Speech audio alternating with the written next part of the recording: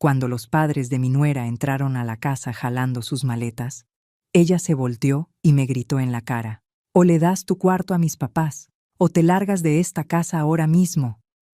Mi hijo solo se quedó ahí, y con una frialdad que me partió el alma, soltó: «Mamá, ya no hagas un escándalo».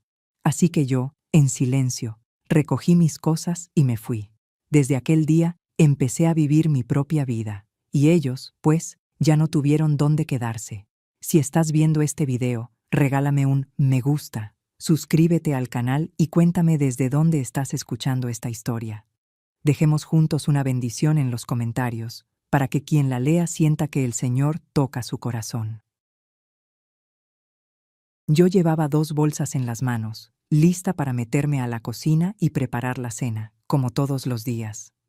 Pero apenas crucé la puerta, escuché unas risas extrañas que venían de la sala.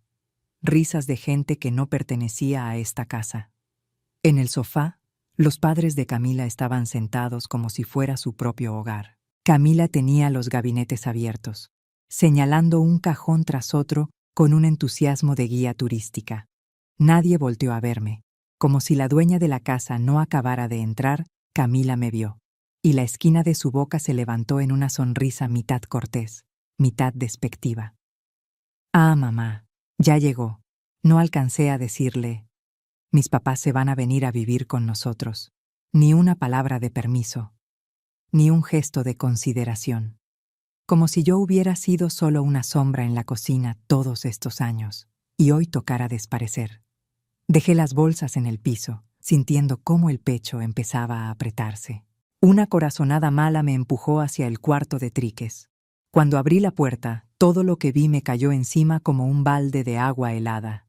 Ropa aventada en un montón, el colchón recargado contra la pared, la caja de recuerdos de Manuel sepultada bajo unas cobijas. Me quedé un buen rato parada ahí, tragándome el mareo. Una parte de mí sabía que tarde o temprano pasaría algo así. Solo que no imaginé que sería tan cruel. Regresé a la casa. «Camila». Traté de que la voz no me temblara. «¿Por qué moviste mis cosas al cuarto de Triques sin avisar?». Ella no volteó. Seguía acomodando unas tazas. «La recámara principal es para la gente mayor. Mis papás necesitan espacio. He andado ocupada y no pude avisar». Respiré hondo. «Esa es mi recámara, esta casa es mía». La sonrisa de Camila se borró. Se dio vuelta y se paró justo en la entrada de lo que antes era mi cuarto, ahora lleno de las maletas de sus papás. Su voz salió afilada, sin un gramo de respeto. «Si no le das tu cuarto a mis papás, te puedes largar de esta casa». Sus padres, mudos, ni uno solo dijo «no haga eso», ni un intento de moderarla. La puerta de Diego se abrió. Él había escuchado todo. Sin duda, yo esperé. Solo una palabra, una señal de que estaba de mi lado, pero no. «Mamá», dijo bajito, como quien quiere apagar un incendio sin involucrarse. «No hagas un drama. Es solo un cuarto. Si te sientes incómoda, puedes irte unos días a Chapala. Solo un cuarto. Solo que yo me tenía que ir. Solo que todo lo que había hecho por ellos todos estos años no valía nada». Me quedé ahí, en la casa que compré con una vida entera de trabajo, y caí en cuenta de que ya no tenía un lugar dentro de la vida que yo misma había construido para ellos, solo un cuarto. El cuarto por el que pagué peso a peso, cuyas paredes pinté yo misma, cuyas cortinas colgué con mis manos. Esta casa, con cada ladrillo que Manuel y yo planeamos durante años, me ardieron los ojos, pero no me salió ni una lágrima. Quizá las glándulas ya se hicieron viejas, cansadas de llorar. En ese instante supe la verdad. No es que yo me hubiera quedado sin espacio, es que en los corazones de esta casa ya no había espacio para mí. Me di la vuelta sin decir nada más. Fui al cuarto de Triques y saqué mi maleta roja, sacudiendo el polvo por encima. Metí unas cuantas mudas de ropa, mi abrigo viejo. Abracé la caja de recuerdos de Manuel y la acomodé con cuidado. Luego tomé mi Biblia gastada, la única cosa que me sostuvo en los años más duros. El atardecer alargaba mi sombra en el patio, tan larga que por un momento ni siquiera la reconocí. No llevaba mucho. Apenas unas ropas, unos papeles, una caja de recuerdos y un libro viejo, y un corazón que alguien acababa de apretar hasta dejarlo sin sensación alguna. Arrastré mi maleta roja por la banqueta sin mirar atrás. Al llegar a la esquina, levanté la mano para pedir un taxi y le pedí que me llevara directo a la central de autobuses. El aire de la noche estaba cargado del olor a carne asada, elote al carbón, y los pregones de tacos, tacos, resonaban por todos lados.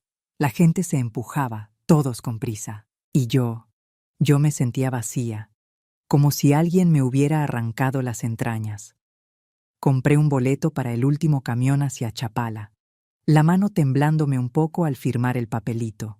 Sentada en la banca de espera, abracé con fuerza mi bolsa con los papeles de la casa y la caja de recuerdos de Manuel, temiendo que si la soltaba tantito, todo se me caería, igual que esa familia había dejado caer el último gramo de respeto hacia mí. Cuando el camión arrancó, las luces de Guadalajara se deslizaron por la ventana como una franja lejana y extraña. Recargué la cabeza y el zumbido del motor me fue llevando muy atrás, a los recuerdos. En aquellos años, yo era maestra de primaria y mi esposo trabajaba en construcción. Ahorrábamos peso a peso, sin vacaciones, sin compras fuera del presupuesto. En ese tiempo, mi sueño era sencillo: una casa en Guadalajara para que mi hijo no tuviera que caminar tan lejos a la escuela como los niños de Chapala. Cuando por fin tuve en la mano el título de propiedad, Manuel me abrazó y me dio una vuelta en medio del cuarto vacío, riendo con todos los pliegues de los ojos. Yo también reí. Nunca imaginé que décadas después, en esa misma casa, me tirarían mis cosas al cuarto de triques. Luego Manuel murió. Vivió conmigo más de la mitad de mi vida, pero se fue tan rápido como una ráfaga de viento. Diego, todavía en la preparatoria, estaba pálido en el pasillo del hospital. Yo firmé los papeles apretando los dientes para que las lágrimas no salieran. Desde ese día, la casa quedó con solo 2 personas. Pero nunca dejé que a Diego le faltara nada: libros, ropa, excursiones. Cada noche se sentaba en la orilla de mi cama y decía quedito: cuando yo crezca, yo voy a cuidar de ti, mamá, no te preocupes. Y yo le creí, no por sus palabras, sino porque en ese entonces sus ojos hablaban con verdad. Su boda con Camila fue en un salón pequeño, rentado en las afueras. La familia de ella no tenía mucho.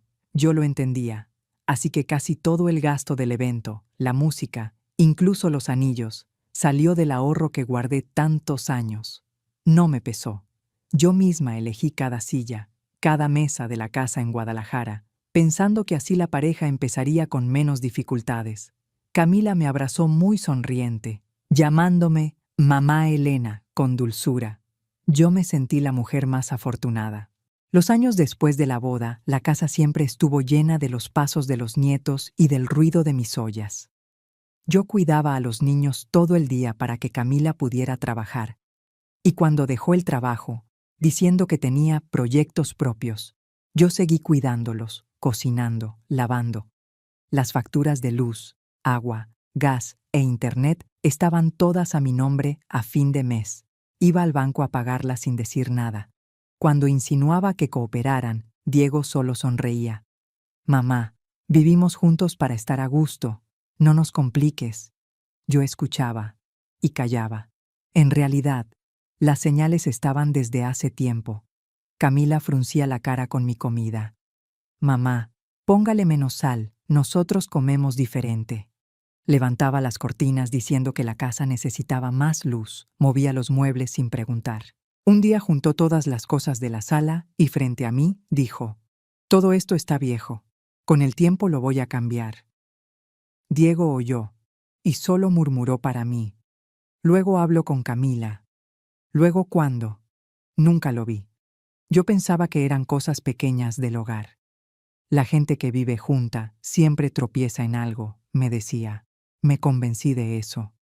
Hasta esta tarde, cuando escuché: lárguese de esta casa. El rechinido suave de los frenos me sacó del recuerdo. El chofer avisó que estábamos por llegar a Chapala. Me limpié los ojos, sin saber en qué momento se habían humedecido. Al bajar, el viento del lago me golpeó con su frescura y olor a agua Chapala seguía igual. La pequeña estación, algunos puestos de comida, las luces amarillas bañando la calle. Caminé arrastrando la maleta hacia mi antigua casa. La puerta de madera estaba desgastada, la pintura cayéndose, pero al meter la llave y escuchar el clic del cerrojo, sentí que mi corazón volvía a latir a su propio ritmo. Encendí la luz. Un velo de polvo cubría los muebles. El mantel viejo seguía ahí, y en el estante estaba nuestra foto de boda, el vidrio opaco por el tiempo. Todo estaba silencioso, pero al menos nadie me decía que me fuera. ¿Elena? La voz de doña Rosa llegó desde la entrada. Mi vecina de tantos años, aún con la escoba en la mano, cruzó sorprendida. ¿Cuándo regresaste? ¿Y por qué vienes sola? Yo intenté sonreír. Tengo unos asuntos. Creo que me quedaré aquí un tiempo. Ella no preguntó más. Solo miró alrededor y dijo con tono de mando: Voy a llamar a mis muchachas para que te ayuden a limpiar. Esta noche tú sola no puedes. En un instante sus dos hijas vinieron, abrieron ventanas, sacudieron el polvo, extendieron el colchón. Yo me quedé en un rincón abrazando la maleta, sintiendo un calorcito y un dolor juntos. Las personas buenas conmigo hoy no eran las que cuidé toda mi vida. Esa noche me recosté en mi cama vieja de Chapala, el techo marcado por manchas de humedad afuera. Los grillos cantaban y más lejos se oía de vez en cuando un coche pasar. Abracé la caja de recuerdos de Manuel contra mi pecho. Abrí la tapa solo para ver la foto de bodas ya amarillenta y el pañuelo que me dio cuando recién nos casamos. ¿Qué hice mal? Esa frase se repetía en mi cabeza. ¿O será que di demasiado a quienes no supieron valorarlo? Suspiré mirando el techo oscuro. Una idea empezó a formarse despacio, clara, firme, sin ruido. Si no cambiaba algo, si seguía permitiendo lo mismo, ellos seguirían pisoteando mis límites hasta el último día de mi vida. Y la próxima vez, quizá ya no tendría fuerzas ni para arrastrar una maleta. A la mañana siguiente, desperté porque el sol me pegó directo en la cara. Había olvidado que las cortinas en Chapala son mucho más delgadas que las de Guadalajara. El techo seguía con las mismas manchas de humedad de siempre, pero curiosamente mi corazón ya no pesaba como anoche cansancio. Sí, pero ese cansancio de haber terminado un camino largo, no el cansancio de quien sigue atorado a la mitad. Bajé a la cocina, enjuagué la olla de barro, la llené de agua y le puse un poco de café molido, un trocito de canela, y rompí un pedazo de piloncillo para echarlo dentro. El olor del café de olla empezó a subir, mezclándose con la caña y la canela, llenando la cocina pequeña. Cuando era joven, todas mis mañanas empezaban así antes de irme a la escuela. Pero en Guadalajara, con el apuro de cuidar a mis nietos, solo tomaba café instantáneo y ya. Hoy, con la taza caliente entre las manos, me di cuenta de cuánto tiempo llevaba olvidando las pequeñas costumbres que eran solo para mí. Al mediodía, doña Rosa volvió, con un recipiente de plástico lleno de comida. Se sentó en la silla, miró alrededor y preguntó sin rodeos: Elena, ¿por qué regresaste tan de repente? ¿Todo bien en Guadalajara? Me quedé callada un momento y solo respondí: a veces, los viejos ya no tenemos lugar en nuestra propia casa, Rosa. No conté detalles, no mencioné los gritos de Camila ni la cara de Diego. No tenía fuerzas para desmenuzar nada de eso hoy. Doña Rosa me miró fijo, luego asintió despacio. Si necesitas algo, nomás golpéame la pared. Aquí estoy, sin más preguntas, sin morbo. La gente que ha vivido lo suficiente no necesita escuchar toda la historia para saber que lo que pasó fue grave. Ese silencio respetuoso me apretó la garganta más que cualquier palabra de consuelo. Por la tarde, cuando la casa estuvo más o menos limpia, abrí el viejo armario de madera en el cuarto. En la repisa más alta seguía la cajita donde guardaba mis papeles importantes. La bajé, la puse sobre la mesa y la abrí. Los documentos estaban algo amarillentos, pero las letras seguían claras. La escritura de la Casa de Guadalajara, la de esta casita en Chapala, y una libreta de ahorros ya empezada, con mi nombre en la portada: Elena Morales. Pasé cada hoja, revisando con cuidado la parte donde dice quién es el dueño. No estaba el nombre de Diego. No estaba el de Camila. No había renglón que dijera copropietario, ni contrato de donación, nada. Me recargué en la silla y sostuve más tiempo la escritura de Guadalajara. La misma casa de la que ayer me gritaron que me largara, era la casa que legalmente dice que es mía. Durante años viví ahí como invitada, mientras los papeles decían que yo era la dueña. Esa diferencia, de pronto, me despertó por completo. Diego y Camila no tenían derecho a decidir nada ahí, y aún así se atrevieron a empujar mis cosas al cuarto de triques, a gritarme en mi propia sala. Un sentimiento extraño me recorrió. No era coraje, tampoco tristeza. Más bien como cuando una se para por primera vez frente al grupo de alumnos y entiende que tiene autoridad para poner orden. Miré los papeles y pensé, he dejado que olviden esto demasiado tiempo. Yo también lo olvidé. Y quizá ya es hora de recordarlo, empezando por mí misma.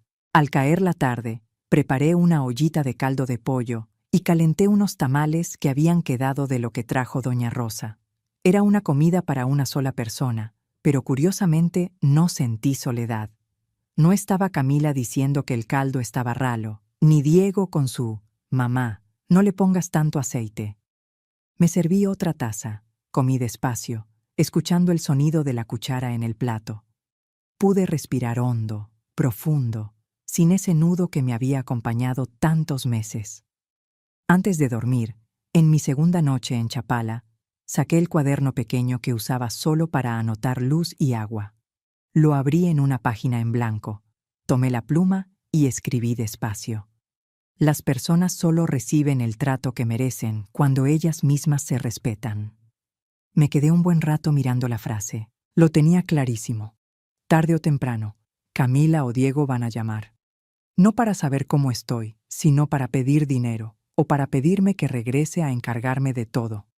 Si no tengo mi respuesta lista, acabaré cediendo, como tantas veces antes. La primera mañana sin mí en la casa, Diego se despertó más tarde de lo normal. La cocina estaba desordenada, los trastes de la cena seguían en el fregadero. Camila estaba sentada en la mesa, abrazando el celular, deslizando el dedo de arriba abajo. El niño bajó corriendo, con el estómago vacío, preguntando, «Mamá, ¿y mi abuela? Tengo hambre». Camila levantó la vista, un poco desconcertada, y a las carreras aventó unas rebanadas de pan sobre el comal y quebró un huevo para freírlo sin cuidado. Nadie tenía listos los chilaquiles calientitos de todas las mañanas. Diego, mientras buscaba una corbata, tuvo que doblar el mantel y limpiar la mancha de leche que el niño había tirado la noche anterior. Las cosas que yo hacía sin que nadie lo notara, de pronto se convirtieron en huecos. El medidor del gas marcaba que estaba por acabarse. Los mensajes del celular avisaban del límite para apagar la luz una y otra vez. El refrigerador ya no tenía los guisos que yo dejaba preparados, solo unos envases de salsas y un poco de queso reseco. A mediodía, Diego comió un sándwich en el trabajo. Por la tarde regresó a una montaña de platos en el fregadero, ropa sin tender, y el niño esperando que alguien lo ayudara con la tarea. Los papás de Camila tampoco tardaron en incomodarse. Su papá, acostumbrado al café cargado de Salamanca, bebió el que Camila preparó y frunció la cara. «¿Qué café tan aguado es este?». A la hora de la comida decía que estaba salada, al día siguiente que el otro platillo tenía demasiada grasa. Su mamá miraba la casa y comentaba exactamente el lugar donde yo barría cada mañana. «La casa ya no está tan limpia como el primer día que llegamos». Ese primer día llegaban justo cuando yo había terminado de trapear y de sacar una charola de galletas para mi nieto. Empezaron a ver a Camila con otros ojos, y cada tanto la mamá decía, «Cuando tu suegra vivía aquí, todo estaba mejor atendido». Esa frase era como una aguja clavándose justo donde más le dolía a Camila. En medio de todo, Diego estaba atorado. En el trabajo, el jefe empezó a pedir horas extras por un nuevo proyecto. En casa, tenía que escuchar a su suegra quejarse del ruido, a su esposa quejarse del cansancio, y al niño llorando porque aún no hacía la tarea. Una noche, ya sin aguantar, dijo durante la cena, «¿Y si dejas de pedir comida afuera? Si cocinamos nosotros, gastamos menos. Camila dejó los palillos, lo vio de frente. ¿Crees que es tan fácil? Si tu mamá siguiera aquí, todo sería más sencillo. No tendría yo que hacerlo todo. El día que recibió el primer paquete de cuentas después de mi partida, Diego solo me dijo una frase. Estoy en shock. La luz se disparó porque el aire acondicionado del cuarto de sus suegros estaba prendido todo el día. El agua subió porque eran 5 bañándose, lavando y usando la lavadora sin parar. Gas, internet, todo llegaba a su nombre. Antes, yo iba al banco sin decir nada, ponía mi firma, ingresaba los códigos. Nunca imaginé que con solo dejar de hacerlo, los números se revelarían tan rápido. Diego vio el total en la hoja y rió amargamente por teléfono. Creo que mamá ha estado pagando demasiado tiempo. Esa noche cenaron carne guisada que Camila encargó por aplicación. Los papás de Camila volvieron a chasquear la lengua, que si estaba insípida, que si estaba fría. El niño, rendido, comió con la cabeza casi apoyada en la mesa, hasta que terminó llorando por el ruido, extrañando a su abuela que lo arrullaba. Diego dejó caer los palillos y dijo algo que después admitió que le heló la sangre desde el momento en que lo dijo. Si mi mamá no hubiera sido corrida del cuarto, no estaríamos así. La mesa quedó muda. Ni el sonido de la cuchara contra el plato se escuchó. Camila levantó la cara, los ojos encendidos. Yo solo le pedí que les diera su cuarto a mis papás. Ella se fue sola. Yo no la obligué. La mamá de Camila intervino enseguida, queriendo calmar, pero solo echando más leña. La gente mayor es muy sentida. Ya volverá con el tiempo, no te preocupes. Hija. Las semanas siguientes, empecé a acostumbrarme al nuevo ritmo de vida en Chapala. Por la mañana mi café de olla, al mediodía algo sencillo, y por la tarde me sentaba a mirar el lago. Mi pensión y un poco de ahorros eran suficientes para no preocuparme por cada peso. Pensé que, al menos por ahora, todo estaba en paz. Hasta que una noche, el teléfono comenzó a vibrar sin parar. El nombre de Diego apareció en la pantalla. Miré el aparato un momento antes de contestar. ¿Aló, mamá? Su voz sonaba ronca, y detrás se oía la televisión y al niño diciendo algo. Aquí estoy, respondí, intentando mantener la voz serena. ¿Cómo estás? Preguntó un par de cosas sobre mi salud, sobre si hacía frío en Chapala. Contesté breve. Ambos guardamos silencio unos segundos hasta que él carraspeó. Mamá, este mes ando un poco atorado, dijo en voz baja. Hay muchas cuentas, las clases particulares del niño. ¿Usted podría ayudarme esta vez? En un instante, escuché de nuevo en mi cabeza aquel «solo es un cuarto» que dijo mientras estaba junto a su esposa. La imagen del cuarto de triques húmedo, mi ropa aventada en un rincón, la caja de recuerdos bajo unas cobijas. Todo volvió como si alguien lo mostrara enfrente de mí. Guardé silencio unos segundos, solo para escucharme a mí misma en ese silencio. Luego dije despacio, marcando cada palabra. Mi pensión es para que yo me mantenga, Diego. Ya no tengo capacidad de cargar con ustedes. Del otro lado, él exhaló. Se le notó la decepción, pero trató de esconderla. Sí, entiendo, murmuró. Dijo un par de cosas sin importancia y colgó. Me quedé sentada con el teléfono en la mano, temblándome un poco los dedos, pero con el corazón sintiendo que había acomodado una piedra en su lugar. No pasó mucho cuando apareció el número de Camila. Supe de inmediato que Diego había dicho algo. Mamá, soy yo, Camila. Su voz era suave, muy distinta a la de aquel día cuando estaba parada frente a la puerta de mi cuarto. Diego me contó que está sola en Chapala. ¿Come bien? El niño pregunta diario por qué su abuelita no hace videollamada. Respondí con un sí. Ella continuó.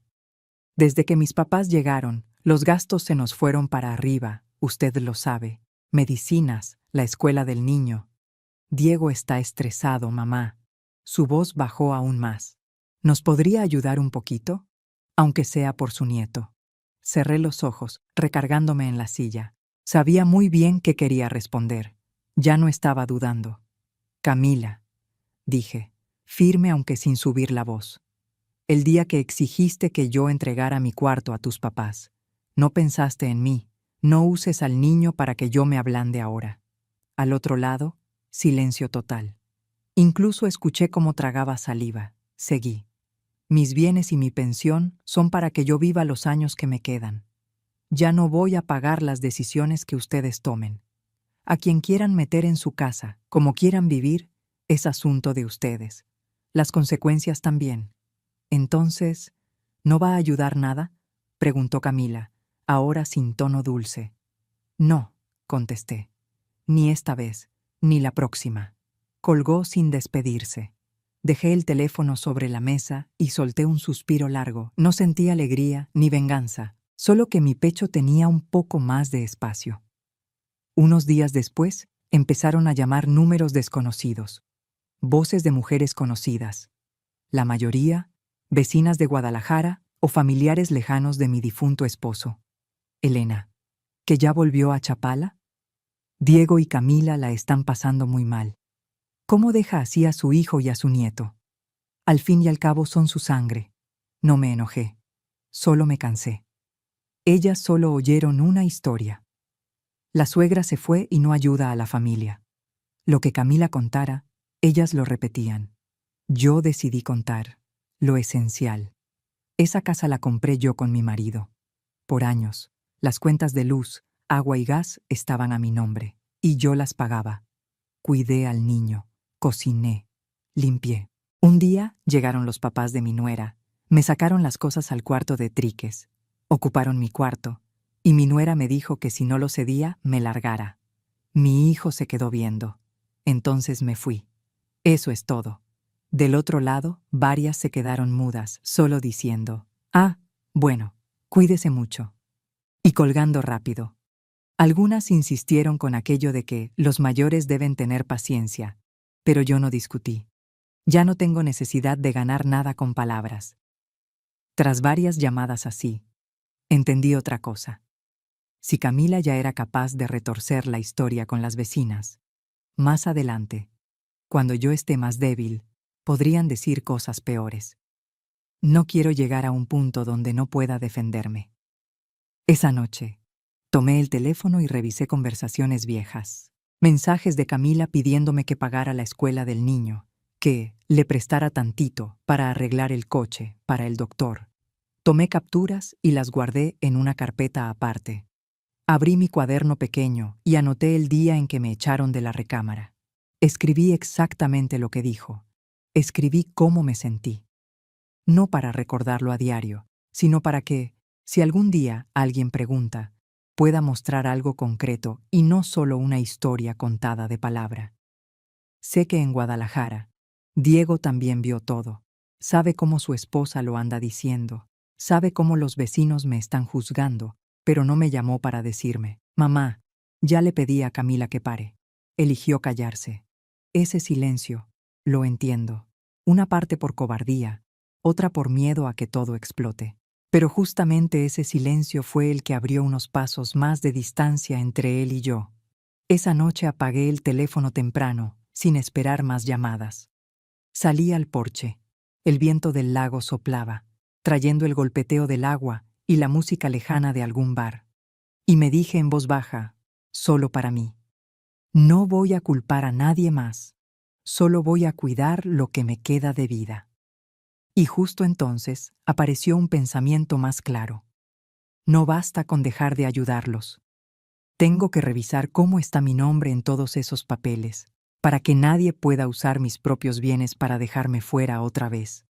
Después de aquella noche sentada en el porche escuchando el viento del lago, la idea de los papeles de la casa en Guadalajara no quiso salir de mi cabeza. A la mañana siguiente marqué el número de Lucía. Ella fue alumna mía hace muchos años. Ahora es abogada en Chapala y de vez en cuando viene a visitarme. «¿Maestra Elena?» Su voz suena rara. «¿Pasó algo?», preguntó. «Será más fácil si nos vemos», respondí. «Cuando tengas un rato libre, yo te invito a un café». Quedamos en un cafecito con vista al lago. Cuando llegué, Lucía ya estaba ahí, con una carpeta y la laptop sobre la mesa. Se levantó, me abrazó y me dio un beso en la mejilla, con esa cercanía que siempre me ha gustado. Si me llamó con esa voz, es porque de veras pasó algo fuerte, dijo mientras me acercaba a la silla. Cuénteme todo. Yo la escucho.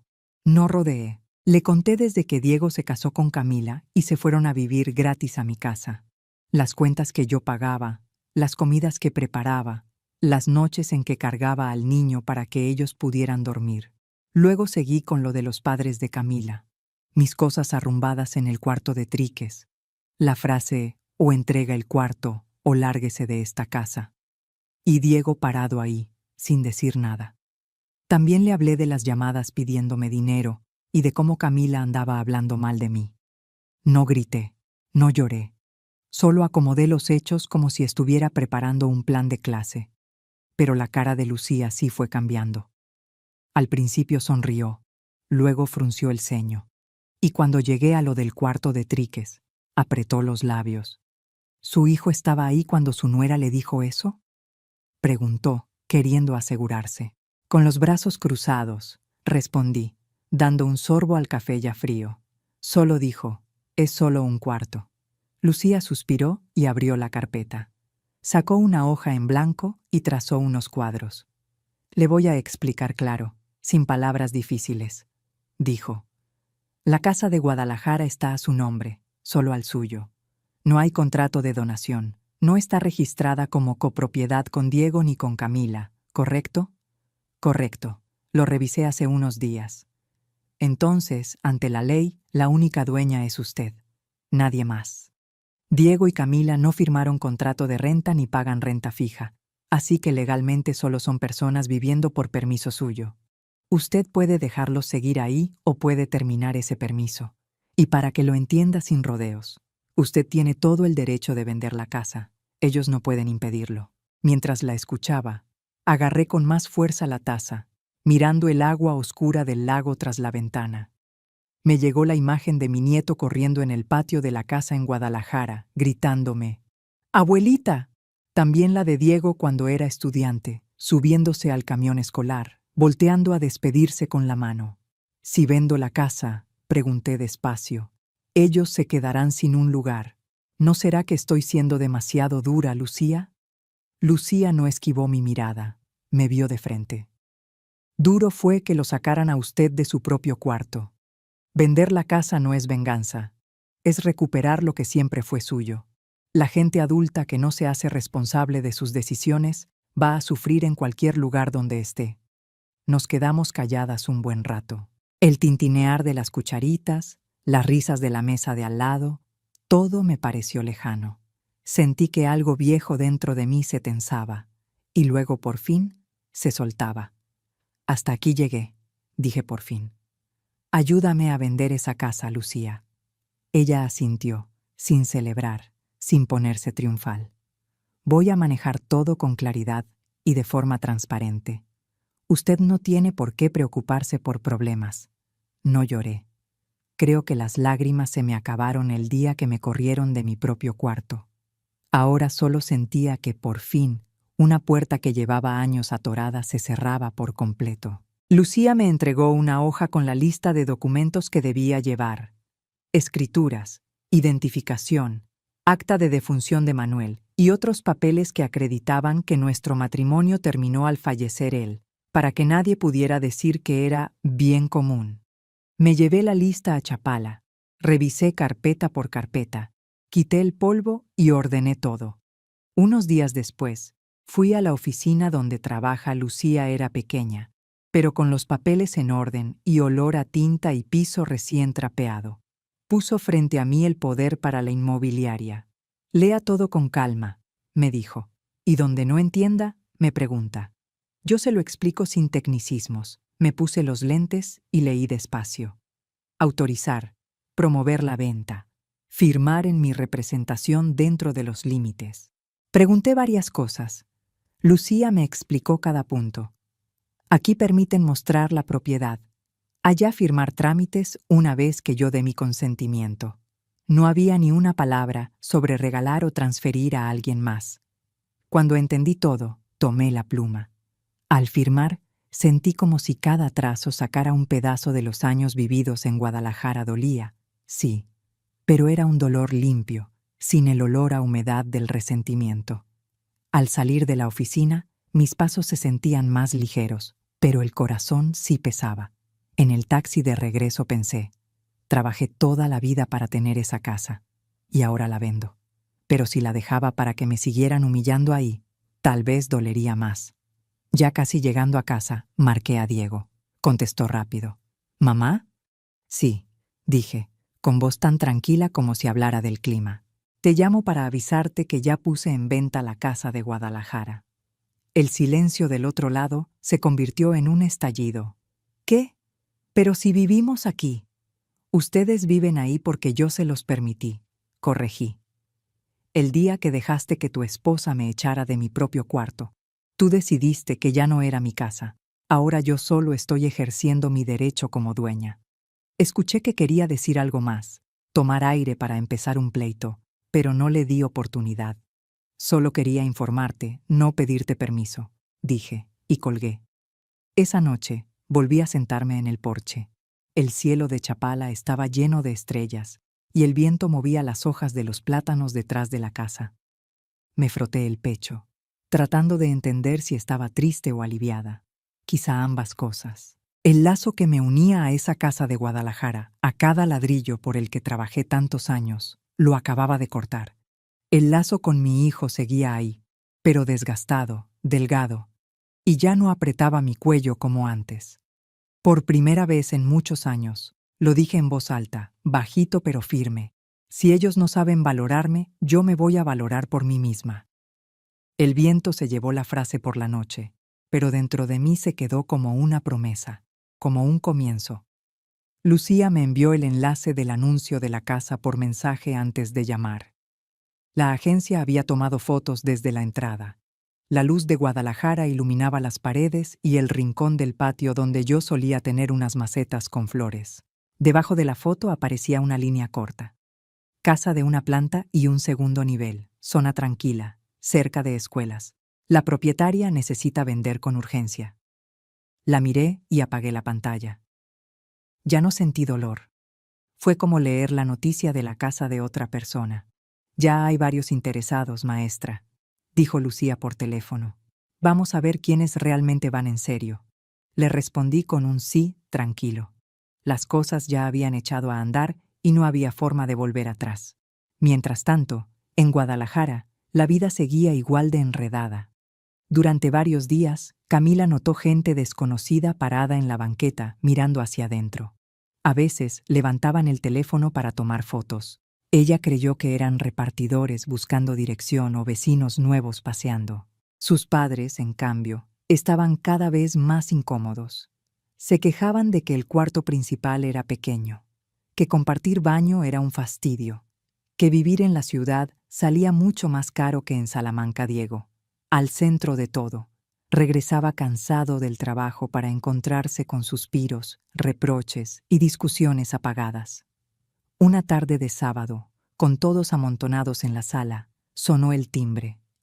Camila salió molesta a abrir, el celular aún en la mano. En la puerta había una pareja joven, vestidos con sencillez, y junto a ellos una mujer de mediana edad con un portafolio. La agente inmobiliaria. Buenas tardes. Saludó la agente con cortesía. Venimos a la cita para ver la casa. Camila frunció el ceño. ¿Ver qué casa? Esta es la casa donde vivimos nosotros. La agente no perdió la compostura. Abrió el portafolio, sacó una carpeta, buscó una hoja y señaló mi nombre. La propietaria es la señora Elena Morales. Aquí está el poder notarial que nos autoriza a poner la casa en venta y mostrarla a posibles compradores. La pareja detrás de ella se miró, algo incómoda, pero se mantuvo en silencio. Camila volteó hacia adentro, alzando la voz. Diego, ven a ver esto. ¿Tu mamá de veras va a vender la casa? Diego salió, vio a la agente y los papeles, y su cara palideció al instante. Recordó la llamada en la que yo se lo había mencionado, pero seguro pensó que solo estaba amenazando allí, con documentos oficiales frente a él. Ya no podía fingir. Permítanme hablar con mi mamá un momento, les dijo a los visitantes tratando de sonar educado. Mi teléfono vibró mientras lavaba los trastes. Me sequé las manos. Vi su nombre y contesté. Mamá, dijo rápido con una mezcla de angustia y enojo. Aquí hay una agente con una pareja queriendo ver la casa. ¿Es cierto que usted la está vendiendo? Sí, respondí sin rodeos. Vinieron según la cita. Yo ya firmé todo. Pero, ¿no pensó en nosotros? Soltó. Estamos viviendo aquí. Me recargué en la pared, mirando el patio de Chapala. Desde que metieron mis cosas al cuarto de Triques y acostaron a los papás de tu esposa en mi cuarto, entendí que ya no tenía lugar en esa casa. Lo que hago ahora es solo dejar que los papeles terminen lo que ustedes empezaron. Se quedó callado unos segundos, buscando palabras, pero no lo dejé seguir. Estoy ocupada, con eso basta, añadí, y colgué primero. Después me contó que, al colgar, se quedó parado un momento antes de volver a la entrada. La agente seguía esperando. La pareja miraba al suelo para no incomodar, y Camila estaba inmóvil, mordiéndose el labio hasta ponerlo blanco. Los padres de Camila se asomaban desde el pasillo, aturdidos. Quizá era la primera vez que entendían que esa casa nunca les perteneció. Bueno, Diego respiró hondo, con voz reseca. Pasen, por favor. Camila lo fulminó con la mirada, pero ya no podía detener nada. La agente recorrió la casa, la sala, la cocina, el patio, la zona de lavado, y abrió la puerta del cuarto principal, donde dormían los padres de Camila. Había maletas, cobijas apiladas, ropa por todos lados. El ambiente se tensó aún más. La pareja no comentó nada. Solo murmuró algo al salir. Si los papeles están limpios, y con esta ubicación, sí vale la pena. Cuando se fueron y la puerta se cerró, la casa entera parecía a punto de estallar. ¿Y tú nada más te quedas ahí?, escupió Camila hacia Diego.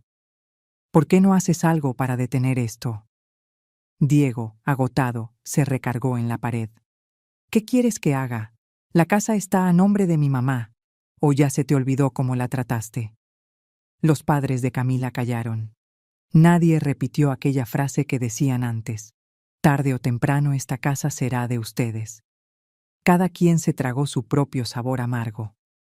Esa misma noche, en Chapala, mi teléfono volvió a sonar. Un mensaje de Lucía. Los clientes de la tarde están muy interesados. Seguramente pronto harán una oferta. Dejé el celular sobre la mesa y miré hacia afuera. La noche era tranquila. Solo unas luces titilando al otro lado del lago. Yo sabía que, desde el momento en que la puerta de mi casa en Guadalajara se abrió para que la vieran personas desconocidas, todo había cruzado una línea. Ya no existía eso de «luego lo hablamos». La rueda ya estaba girando, y esta vez giraba hacia donde yo quería, no hacia donde otros me empujaban. El mensaje de Lucía llegó una mañana algo nublada. Los esposos de la otra vez ya enviaron la propuesta formal, maestra. Pagan de contado, sin pedir préstamo al banco, y quieren recibir la casa pronto. La llamé de vuelta. Lucía me explicó las condiciones con calma. El precio no era bajo, el pago sería inmediato. Los compradores no pedían ninguna reparación adicional, solo que la casa se entregara en la fecha acordada. El contrato estaba hecho con el modelo estándar, sin detalles que me perjudicaran. ¿Qué le parece?, preguntó. Si pagan bien y los papeles están limpios, entonces que todo se haga conforme a la ley, respondí. Mientras más pronto, mejor, para que no se enrede nada. El día de la firma del contrato fui a Guadalajara, pero no pasé por la casa. Quedamos en la notaría. Los compradores eran la misma pareja joven de la vez anterior, vestidos con sencillez, acompañados de su propio abogado. Me senté frente a ellos en una mesa larga, donde ya habían acomodado un montón de documentos. El notario leyó cada apartado: la parte vendedora, que era yo; la parte compradora, ellos; el monto; la fecha de entrega. No presté mucha atención a las frases largas, solo a los puntos importantes que Lucía había marcado. Cuando llegó la hora de firmar, tomé la pluma y escribí Elena Morales varias veces más. cerrando así otro capítulo de mi vida. El sello rojo cayó sobre el papel con un tac seco. En cuanto terminó el proceso, el dinero se transfirió a mi cuenta. Lucía me mostró el mensaje del banco. Con esto ya quedó la parte pesada, dijo. Yo solo asentí. La parte pesada para mí quizás sí había terminado, pero la parte pesada para la familia de Diego apenas empezaba. Tras finalizar el contrato, Lucía preparó un documento claro y breve. Se lo envió a Diego por correo electrónico y también por mensajería. Especificaba la fecha exacta en que la casa debía ser entregada y que la familia debía desocuparla antes de ese día. De no cumplir, los compradores podían pedir intervención judicial y proceder legalmente con el desalojo. Cuando lo recibió, le temblaban las manos, maestra, me contó Lucía. Pero es algo que tenía que enfrentar. Esa noche, Diego me mandó una foto del documento, acompañada de una frase. Ya lo leí. Y en su casa, todos lo miraban con el color de la cara desvanecido. Camila casi gritó. ¿Por qué su mamá nos hace esto? Si ella no necesita el dinero. Y por primera vez en mucho tiempo, Diego no se tragó sus palabras. La pregunta correcta es ¿por qué nosotros la tratamos así, para que ella tuviera que llegar a este punto? ¿O ya se te olvidó quién fue la que sacaron de su cuarto? ¿Quién fue la que tuvo que empacar sus cosas? Los padres de Camila no dijeron nada más. Entendían perfectamente lo fuera de lugar que quedaba lo que habían dicho antes. Unas semanas después, empezaron a buscar departamento. Vieron varios cerca del centro, pero la renta era más alta que un mes entero del sueldo de Diego más lejos. Muchos tenían paredes húmedas, zonas inseguras, o por las noches se oían disparos aislados. Al final, con las deudas de tarjeta y los ingresos de ambos, la única opción fue un departamento en el tercer piso, sin elevador, en Tonalá. Sala pequeña, 2 cuartos apretados, y el balcón dando a una calle llena de polvo y camiones pesados. Los padres de Camila se vinieron abajo. Se habían imaginado la vejez tomando café en una casa amplia de Guadalajara, esperando a los nietos. Ahora tenían que subir escaleras cada día, aguantar vecinos con música alta y el ruido de los tráileres toda la noche. A veces, en la cocina, Diego me contaba que su suegra murmuraba: «Yo no debía haberme metido en problemas con mi nuera así». El día de la mudanza, el camión se estacionó frente a la casa que alguna vez fue mía. Los trabajadores cargaban cajas y muebles. Los vecinos asomaron la cabeza. Algunos susurraron: «Con que sí cambió de dueño entonces». Camila daba órdenes con mala cara, abrazada a sus bolsas de maquillaje y zapatos. Sus padres empacaban cobijas. Diego se sentó un momento en la escalera, mirando cómo la casa se iba vaciando. Me dijo que, al ver el patio, le vinieron a la mente imágenes mías regando las plantas, tallando el piso, el olor de la comida saliendo de la cocina. Todo se mezcló con las cajas de cartón, apretándole la garganta. El departamento en Tonalá no se parecía al sueño de nadie en esa familia. Sala pequeña, cuartos estrechos, el balcón abriéndose a polvo y motores. Por videollamada, el niño preguntaba una y otra vez: «¿Por qué ya no regresamos a la casa de antes, abuelita?». Y nadie del otro lado le daba una respuesta completa. Al banco no le importaba dónde vivieran. Casi cada semana llamaban para recordarles la deuda de la tarjeta. Camila tuvo que dejar el spa, reducir los cosméticos caros, hacerse las uñas en casa. Diego pidió horas extras. Llegaba rendido, más irritable con su hijo y con su esposa. Los padres de Camila miraban el departamento apretado, escuchaban a los vecinos discutir y murmuraban: ¿para qué la provocaron tanto a la suegra como para que se fuera así? Una noche, después de una discusión fuerte, Camila dio un portazo y rompió en llanto.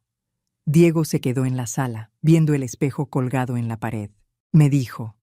Me miré y ya no me reconocí. Solo vi a un hombre cansado, que ya ni siquiera se atrevía a levantar la mirada. Y yo, al escucharlo decir eso, entendí que lo que él había perdido no era solo un techo. Era el último pedazo de respeto que una madre como yo aún podía guardar para su propio hijo, y él mismo lo había dejado caer de las manos. Después de que la casa de Guadalajara quedó a nombre de los nuevos dueños, los mensajes del banco avisando del nuevo saldo llegaban con regularidad, pero yo casi no los abría. No quería ver esas cifras más de lo que quería ver mi propio reflejo. De vez en cuando, Diego enviaba algún mensaje corto. «Ya nos mudamos. El niño preguntó por usted». Yo respondía lo necesario. Lo que tenía que hacer, ya lo había hecho. El resto se lo dejé al tiempo. Hasta que una mañana, mientras regaba las macetas de cactus en la entrada, escuché unos golpes en la reja. 3 golpes tímidos. No era el golpeteo rápido de un repartidor, ni el golpe fuerte de los niños del barrio. Dejé la regadera y caminé hacia la puerta. A través de la rendija de madera, vi a Diego. Se veía más demacrado que la última vez que lo miré. Tenía ojeras marcadas. Su mano vacilaba sobre la reja, como si dudara en golpear otra vez. Abrí la puerta. La brisa de la mañana en Chapala llevaba un ligero olor a agua del lago. «Ya que viniste, pasa», le dije, sin sonrisa, pero sin dureza. Él me miró unos segundos, como queriendo asegurarse de que realmente era yo, y entonces entró al pequeño patio. Nos quedamos frente a frente. En su cara había cansancio y arrepentimiento. En la mía, supongo que una mezcla de cautela y cariño, porque el corazón todavía me dolía tantito, me hice a un lado. «Entra, afuera pega el sol». En la cocina le serví un vaso de agua. Se sentó en la silla de madera, con las manos entrelazadas, sin saber por dónde empezar. Yo no dije nada. Esperé. Toda mi vida como maestra me enseñó a dejar que la gente encuentre sus palabras por sí misma. «Mamá», por fin dijo mirando la mesa. «La casa ya se vendió. Nos mudamos a Tonalá. El departamento es pequeño, 3er piso, sin elevador. Los papás de Camila se la pasan quejándose. Camila está muy tensa y las deudas siguen ahí». Lo escuché sin interrumpir. «El niño no duerme bien, extraña el patio, extraña a su abuela. Los papás de Camila hasta le dicen a ella, no debiste meterte en pleitos con tu suegra». Soltó una risa amarga. «Todo es un enredo». Yo hizo una pausa, luego me miró de frente por primera vez. «Me equivoqué el día que me quedé callado. Dejé que mi esposa te faltara al respeto frente a mí. Y no dije nada. Ese fue mi error». Esa frase la había esperado por mucho tiempo. No para sentirme ganadora, sino para saber si él tenía el valor de nombrar lo que realmente sucedió. Tragó saliva, la voz raspada. «Hoy vine, no para pedirte dinero. Solo quiero pedir», respiró hondo, «si usted me lo permite, que mi esposa, mi hijo y yo podamos quedarnos aquí un tiempo. Yo voy a cooperar, voy a ayudar con la casa. Cuando estemos más estables, veremos qué hacer. Yo ya no tengo otro lugar al que acudir». Miré sus manos, las mismas que de niño se aferraban a mi blusa cuando le daba miedo el trueno. Ahora se apretaban entre sí, buscando dónde sostenerse.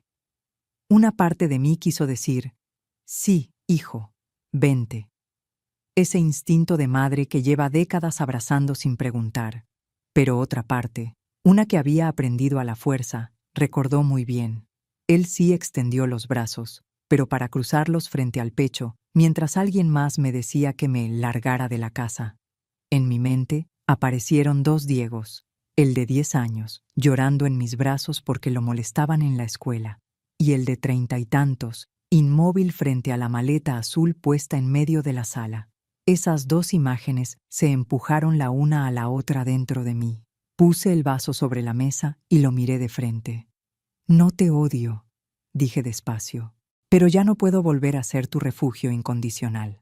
Abrió la boca, pero levanté la mano para que me dejara terminar.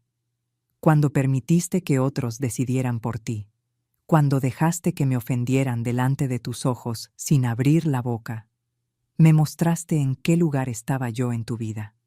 No era prioridad. No era alguien que mereciera defensa. Solo era la persona que no debía armar problemas». Respiré hondo, cuidando que la voz no me temblara. «Esta casa es mi descanso. No es un escondite para que evites las consecuencias de tus decisiones. Si ahora te dejo volver con toda tu familia, mañana Camila puede volver a decir, solo es un cuarto, aquí mismo. Diego bajó la cabeza. Las lágrimas cayeron sobre la mesa. Murmuró, no culpo a mi mamá, solo me culpo a mí, por tonto, por tener miedo de discutir, miedo de quedar mal. Y al final, perdí a mi mamá. Saqué una caja de pañuelos y se la empujé. No lo abracé, no le toqué el hombro. Dejé que él mismo se limpiara. Hay cosas que nadie puede hacer por otro, ni siquiera una madre.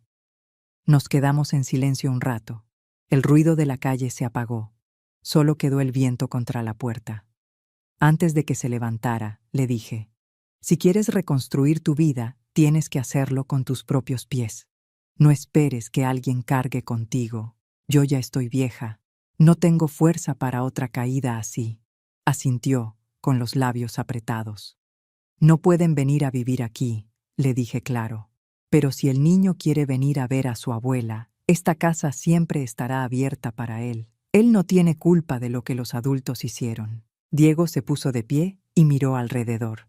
Nada lujoso, pero todo en su sitio. Quizá entendió que este no era el salvavidas grande que imaginaba, sino una pequeña barquita donde apenas cabe una mujer mayor que por fin puede descansar. Caminó hacia el patio. Lo acompañé hasta la reja.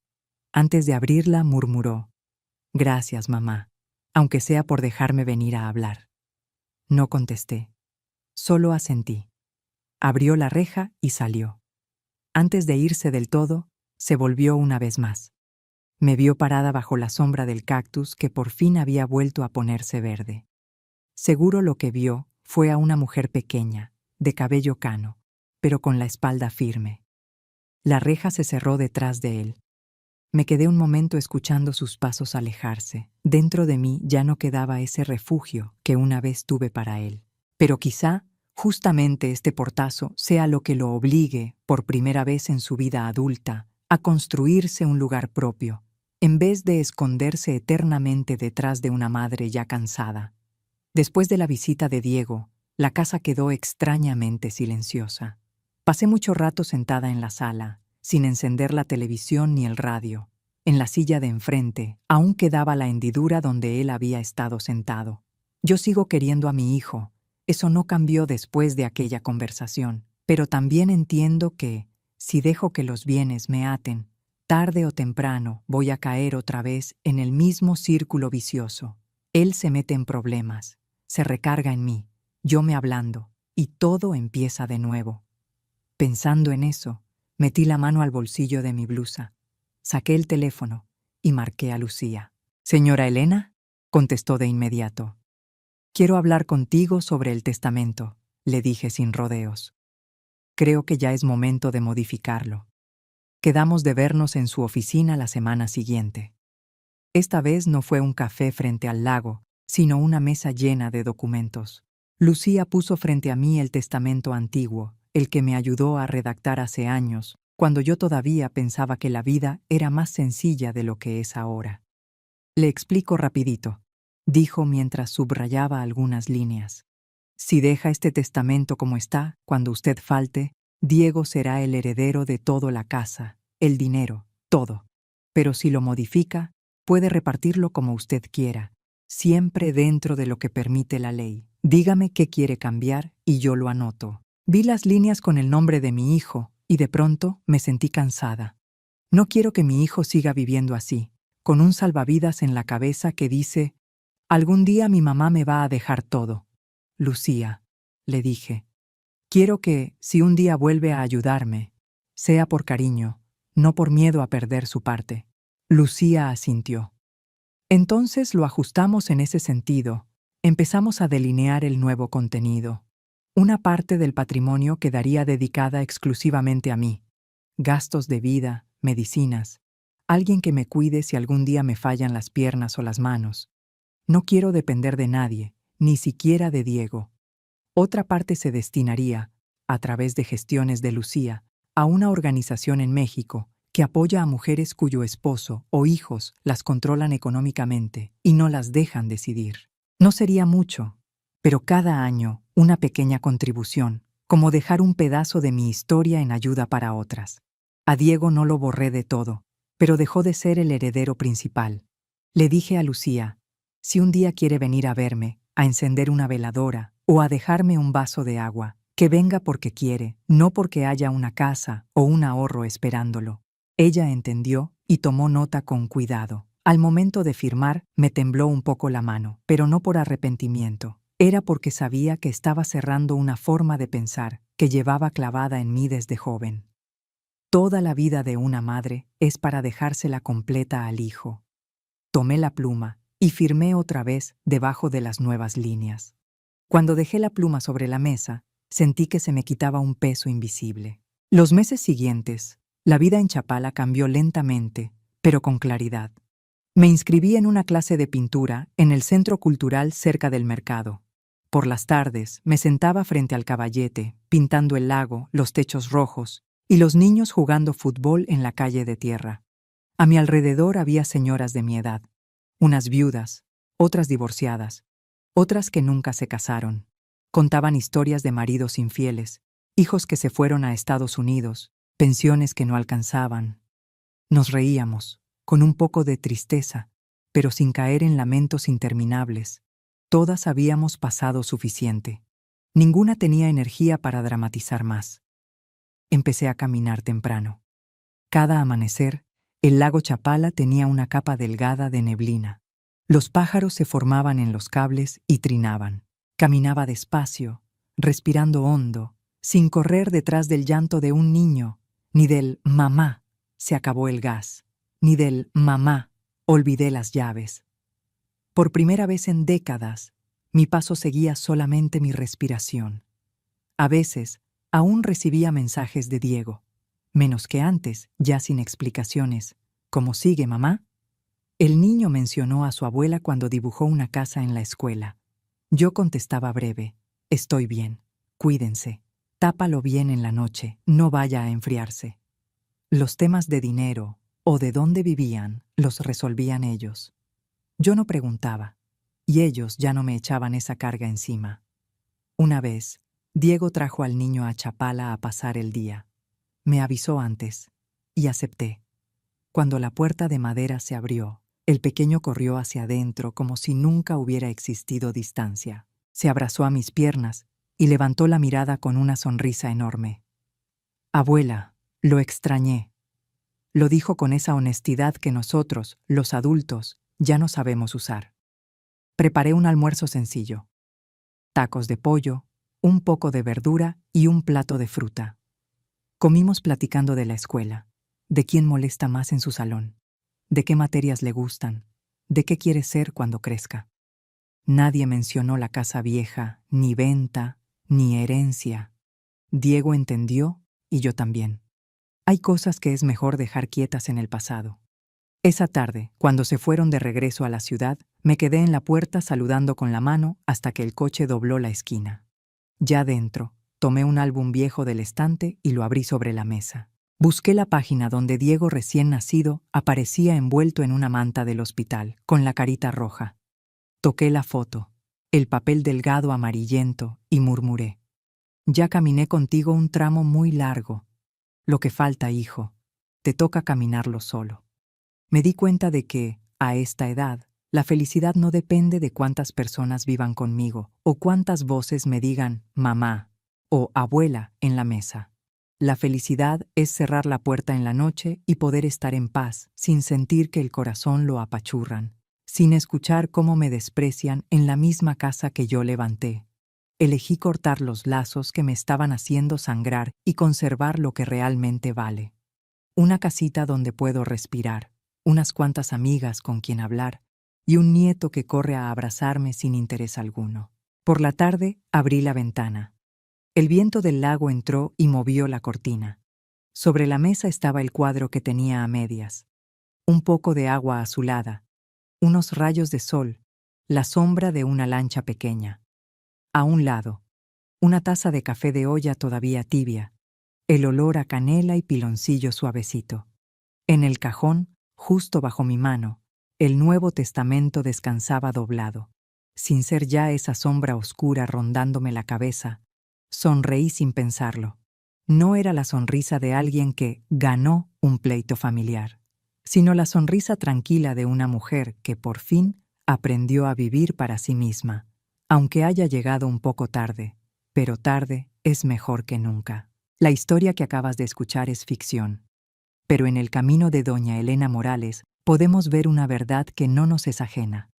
A veces, para recuperar la paz que se perdió, una persona tiene que aceptar soltar aquello que parecía imposible dejar atrás. Elena no gritó, no rogó, no se aferró para que alguien la entendiera. Eligió el camino más difícil: levantarse, salir del lugar donde había sufrido y reconstruir su vida con unas manos cansadas. Sí, pero que nunca se rindieron. Y Diego, después de vivir el derrumbe que él mismo ayudó a provocar, comprendió por fin que madurar no es envejecer, sino asumir las consecuencias de las decisiones propias. Contamos esta historia no para culpar a nadie, sino para recordar que el silencio de una madre no es debilidad, es el último mensaje antes de que ella decida salvarse a sí misma. Las caídas a veces son el remedio amargo que una persona necesita para verse con mayor claridad.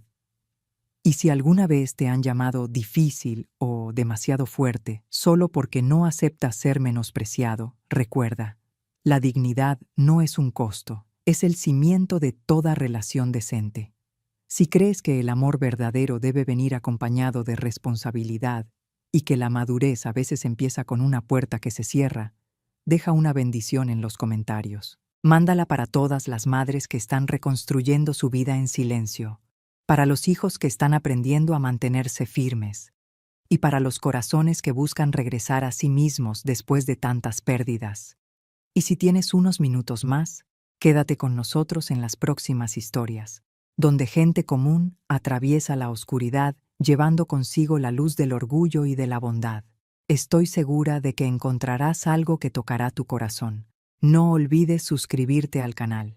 Aquí, cada relato es una pequeña lámpara, un recordatorio de que la libertad no nace de la venganza, sino de la valentía de mirar la verdad de frente y vivir una vida que no dependa del permiso de nadie.